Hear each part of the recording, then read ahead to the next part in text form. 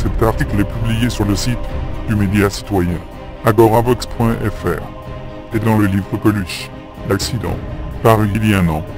Les médias nous ont menti depuis le début. Ils n'ont rapporté que la version du chauffeur du camion, jamais la version des deux amis de Coluche, Ludovic Paré et Didier Laverne, qui étaient quelques mètres derrière lui, à moto, et qui ont tout vu. Le chauffeur a braqué au dernier moment, en plein milieu d'une ligne droite, pour écraser Coluche, qui roulait à 60 km/h, alors que la version du chauffeur interrogé par la télévision confie que c'est que Coluche roulait très vite, comme un fou, et se serait encastré dans un camion, dans un virage, car il n'aurait pas eu le temps de le voir.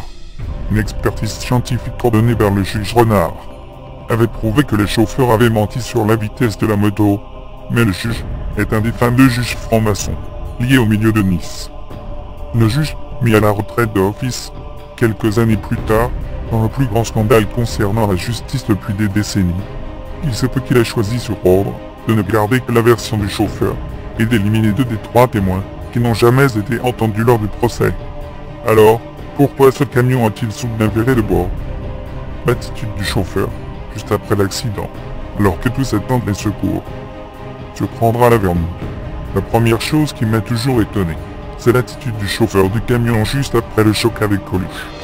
Il avait un détachement incroyable, pendant les minutes où on a attendu les secours. Lui, Ludovic Paré et moi, il ne s'est pas approché de Coluche une seule fois. Il ne nous a pas parlé, il est resté à distance, à faire les 100 pas devant son camion, sans même couper le moteur. Comme s'il ne se sentait pas concerné. Un chauffeur peu concerné, qui commet une manœuvre insensée. Voilà pour le bizarre. Les légendes urbaines, les mythes modernes, il faut convenir que l'histoire n'est pas un ramassis de vérité, mais ce n'est pas non plus un tissu de mensonges.